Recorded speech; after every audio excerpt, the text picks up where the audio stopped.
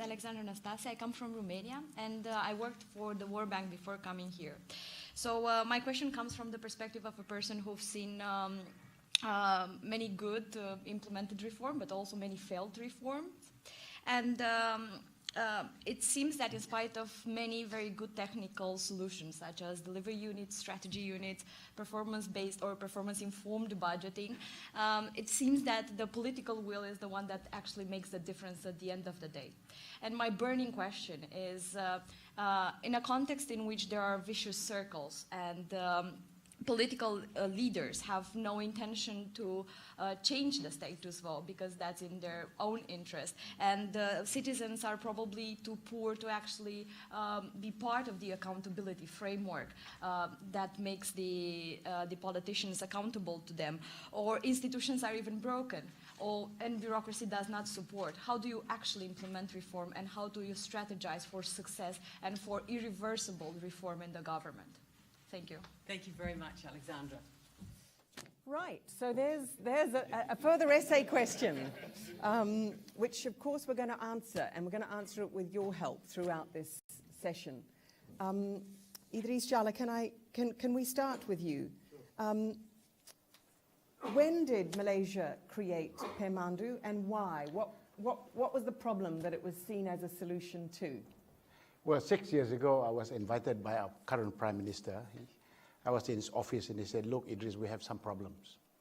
He said, the first problem that we have, he said, that we grew rapidly from a low-income economy to a middle-income, high middle income. We got stuck in that middle-income trap. That was a comment that he made. And we have a vision that by the year 2020, we want to become a high-income economy that is inclusive and sustainable. But this being stuck in the middle, we have to find a new way of working. We have to transform the way that the government operates and relate to the private sector to get there. That was the first point that he made. The second problem that he put on the table was, we are very familiar with the 6 or 7 key priorities, which he called the pain points, that the citizenry was very unhappy about. And so he said, look, for those areas, we got to find some radical breakthrough ways in which we'll deliver results the way that the public want them. And they were really in those areas of dealing with crime, corruption, rural infrastructure, urban public transport, low-income household, education, and cost of living. It was 6 plus 1.